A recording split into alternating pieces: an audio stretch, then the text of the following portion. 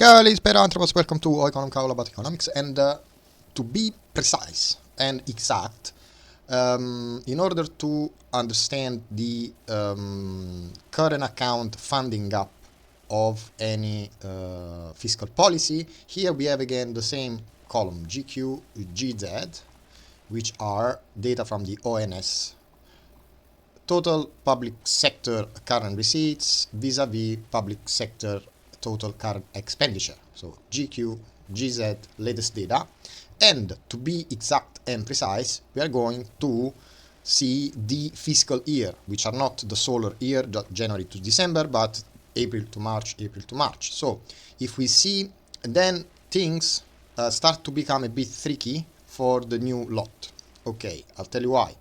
If we take this row here, okay, the fiscal year April 23, March 24, here are the receipts, here are the expenditure, okay, and we will see that the receipts were 1,1096,288,000,000, expenditure were 3,097,250.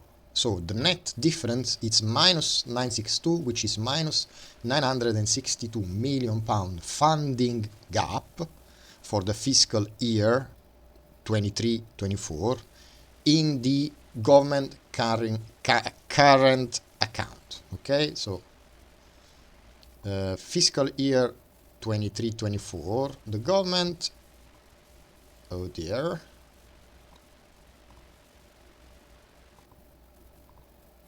FY 23-24 minus 962. The new lot FY 24-25, I hope I can be in the 3 minutes. It's 1 is that row here, 1,385,97 current receipts minus 1 trillion, it's 6 billion. 145,349 minus 6 billion minus 6.752, and that's April 24, March 25. So there is no surplus. There was a funding gap of minus 6.7 billion in the fiscal year ending in March 2025.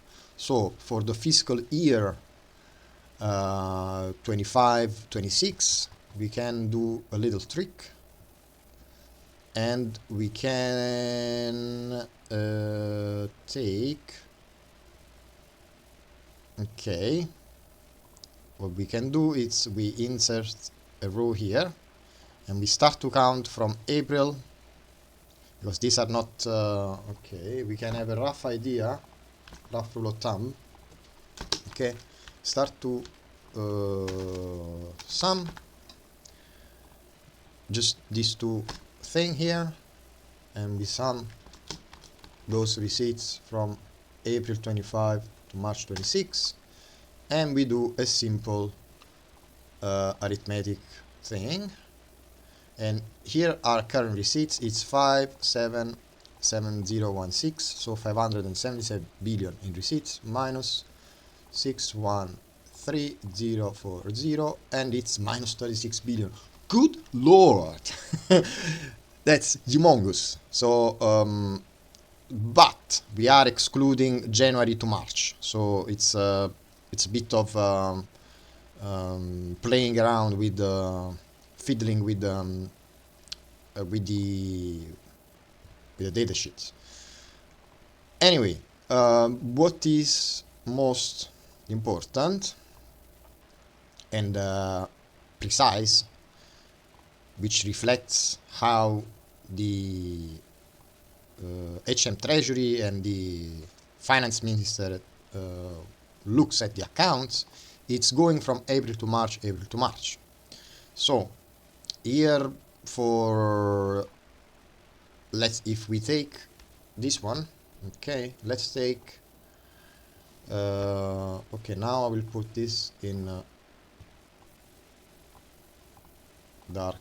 Okay, so GQ, GZ, Okay, these are the fiscal year for public sector, excluding public sector, but total current receipts. First column here, and here we have total current expenditure. So this allows us to understand the funding gap between the managing of everyday spending with tax receipts.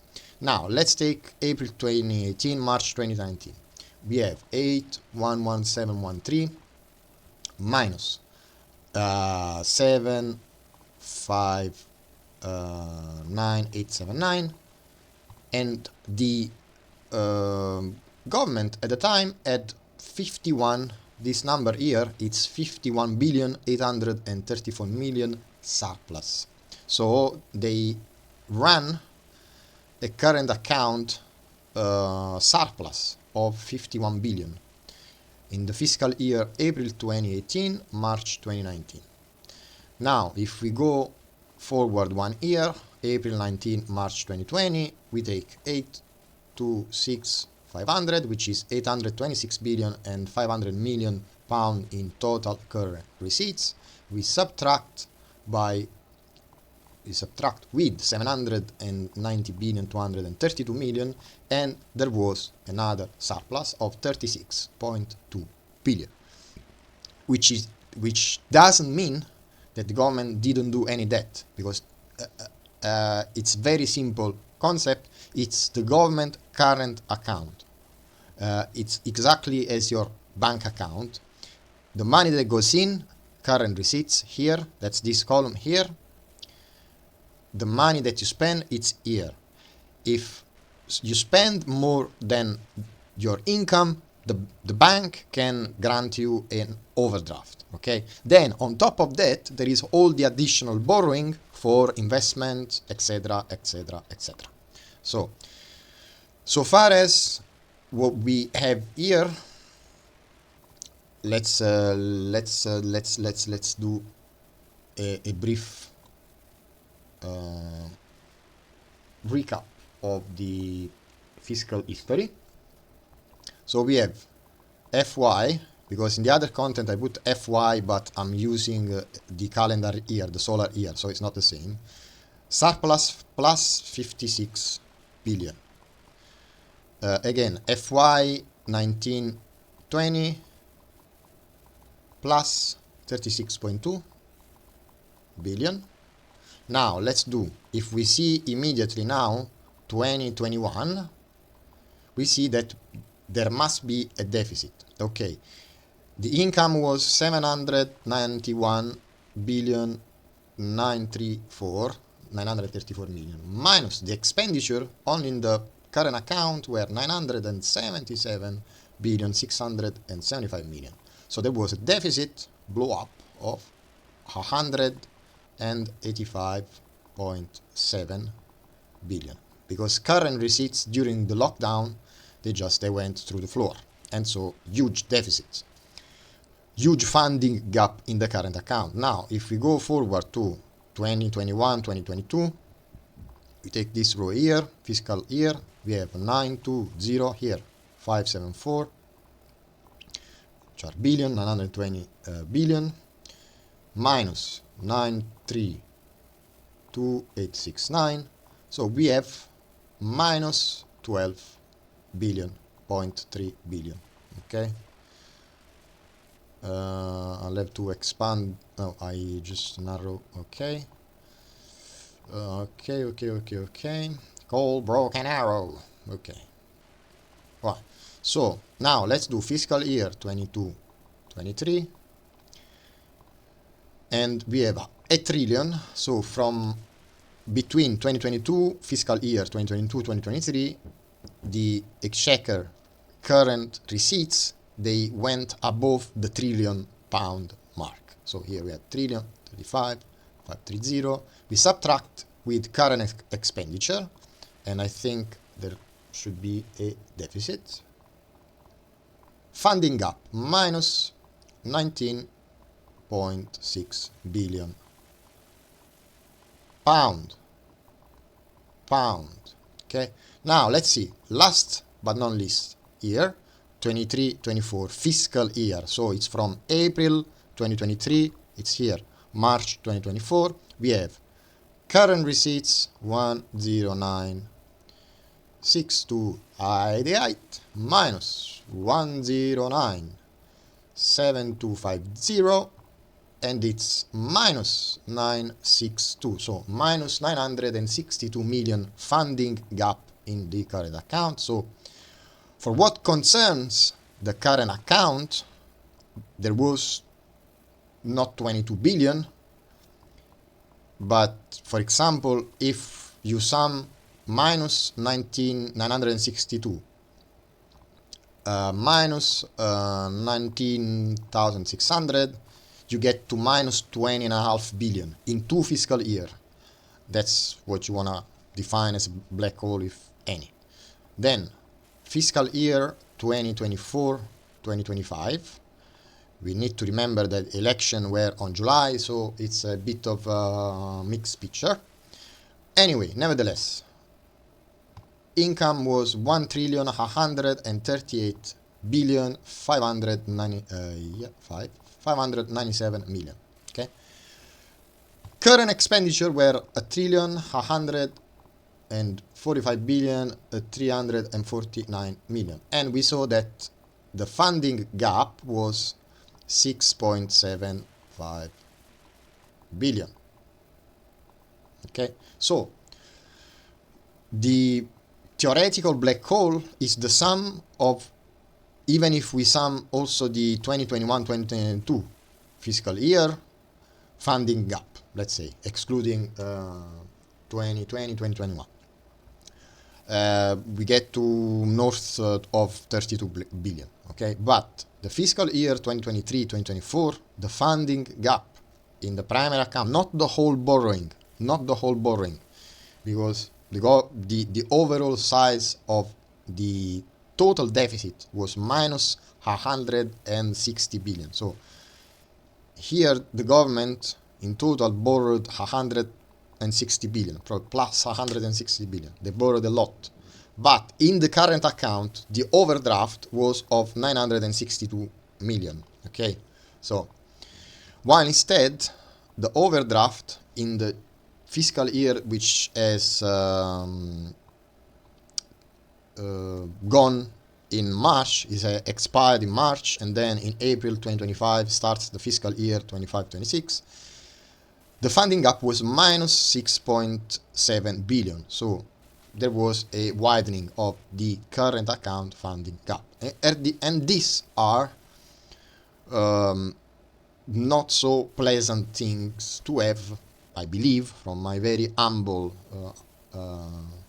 knowledge. These are not pleasant things because the current account, it's the income, the total income of the government, just from taxes. So the total receipts, then it means that for the day-to-day managing of the public purse, the government has to borrow, at least in the most recent fiscal year, it had to borrow 6.750 billion. Okay, so it's basically borrowing to pay the bills. Okay, it's not ideal, but also the previous government did that, because here 2022-2023 the funding gap was even larger, was 19.6 billion, and the year before 21-22 was minus 12.3 billion. What we can see is that 2018-2019, for example, everybody, not everybody, people who do comments, who reason with, they don't reason. People who are totally irrational and they use ideology as their cognitive method to understand the real world, of course, they make a huge mistake. They do not know what is the reality. That's why ideology, I hate it, I despise it. Political ideology, I would ban it. Okay, I'm not saying I'm against democracy, but I really despise political ideology because it's not based at least on simple arithmetic. Because the fiscal year 2018-2019, when still there was Mrs. May, Theresa May doing Prime Minister, there was a primary account which had in the bank 56 billion, and the year after, 2019-2020, there were 36.2 billion. Okay, what basically derailed the whole fanfare, it has been the lockdown, and for all countries. I have recently checked, for example, Italy's public accounts, and they are borrowing 5, 9, 10% of of of GDP like there is no tomorrow, and they're still doing that because of the European Recovery Fund, etc., etc. But the lockdown has derailed the public expenditure, the growth of the welfare state and of the health service, and so it's difficult to do what Rachel wants to do.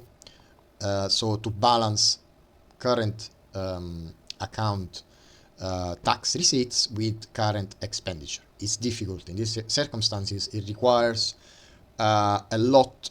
It requires cuts in public spending in real terms, which is not nice, which is something nobody would entertain the remote idea in doing.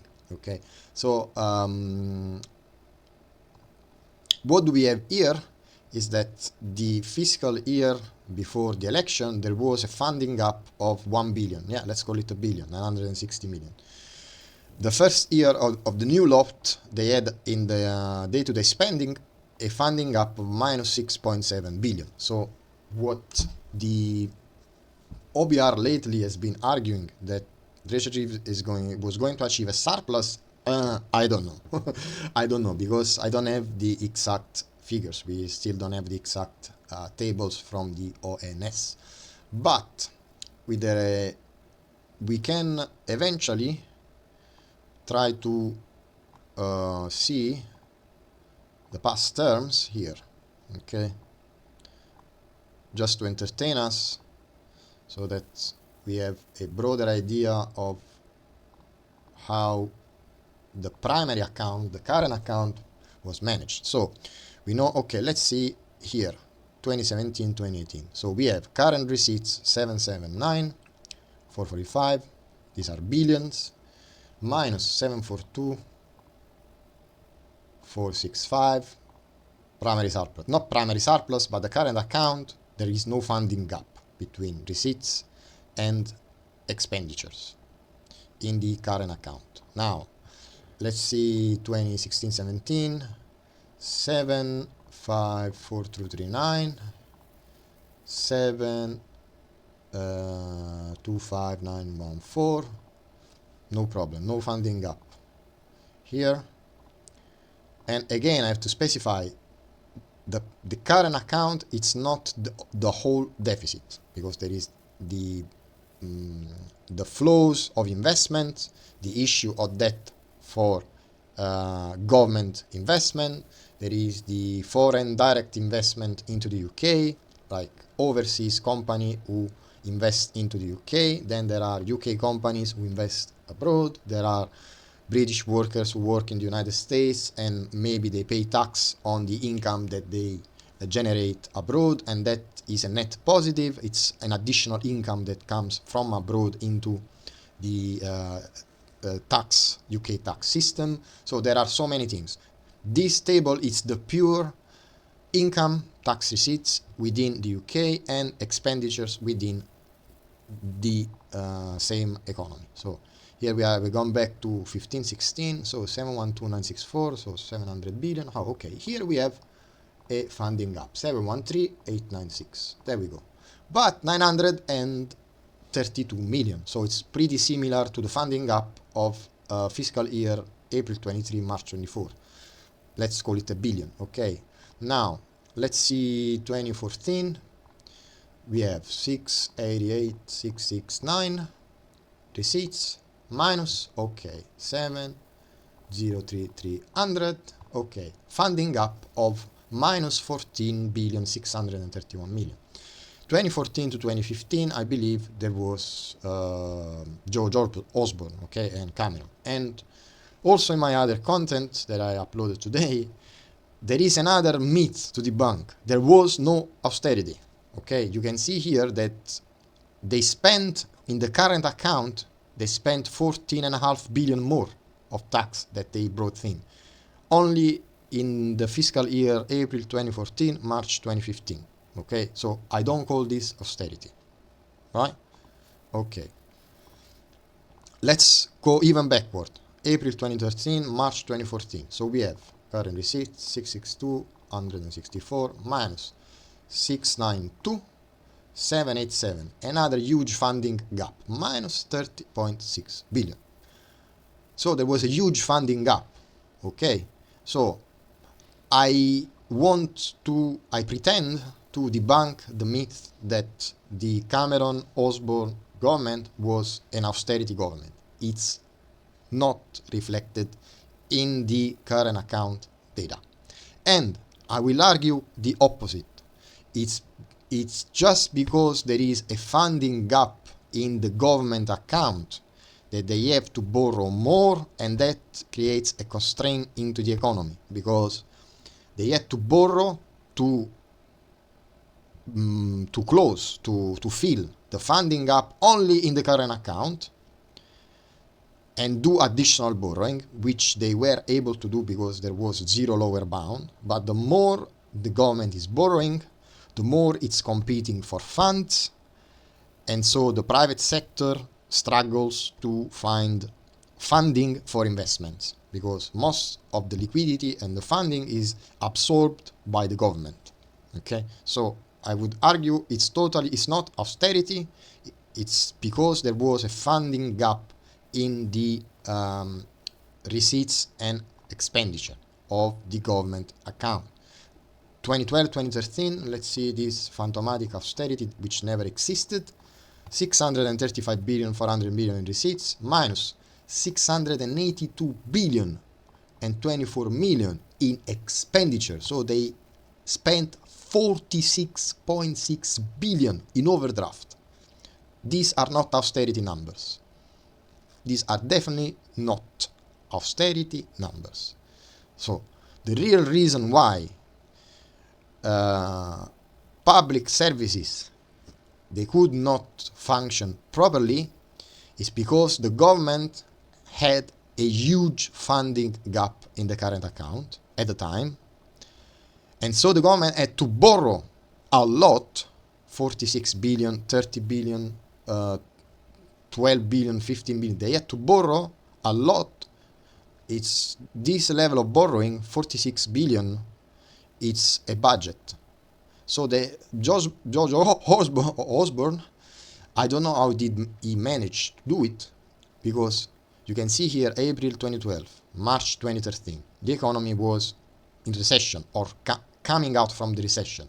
What that means is that here current receipts, they are very weak because the economy is not producing any income. People are unemployed, and the expenditure are 682 billion. The receipts were 635 billion. So there was just in the current account an overdraft of minus 46.6 billion. So the the poor George Osborne, which I hope is wealthy and is very well enjoying its life, he had to do a budget, a financial funding only for the current account, only for that, without then having any money for investment, because the big problem was in the funding of the government functioning. So there was no austerity because they pretended to impose austerity. There was no money left. So they had a huge funding gap because of the aftermath of the great financial crisis and recession. And then in between 2011 and 2012, there was the Eurozone sovereign debt crisis, which then the UK decided to escape, and it was somewhat good. But because it's not in the Eurozone, they didn't have to put up any money. So there was no case that the UK had to pay anything to anyone, because the pound, it's the pound. So if a country it's not in the Eurozone, there are no liabilities. That's by law. Okay, so that was totally a false argument. But what they called austerity it was a propaganda tool not to say that there was a huge funding gap in the government primary account, the primary balance, okay, or primary deficit if we want to call it like that, but we're already expanding the definition, okay. So again, let's do 2013, 2014, let's do it again, just to sum up. I want to move this stuff. So let's do another debunk exercise. So fiscal year 2012, 2013, there was a funding gap of minus 46.6 billion. That's humongous, okay? If you give to Rachel Reeves 46 billion to spend, she will max out the credit card. But the thing is that this 40, it's like the government starts the fiscal year in an overdraft of minus 46 billion underwater. It's not really a pleasant and an easy thing to plug. So the black hole, which talks about the present government now, is nowhere near what was the state of public finances in the aftermath of GFC. So here, 2013, 2014, we have current receipt 662,164, expenditure 692 billion, okay, 787 million. So wow, okay, so 2013, 14, it's minus 30.6, and these minuses, this funding gap, again, they all add up into the stock of public debt. In fact, there was no austerity because debt to GDP ratio, it went in 2010 from 70% to 2015 to 80% in 2015. So they added 10% of national debt and there was no austerity. Okay, so that's crucially important. Let's do 2014-15 and then we will write it down. So in 2014-15 we have 688 billion, 669 million in current receipts, and the expenditure were 700 billion. Again, runaway expenditure. So fiscal year FYI, so fiscal year 2014-2015, minus 14.6 billion sterling.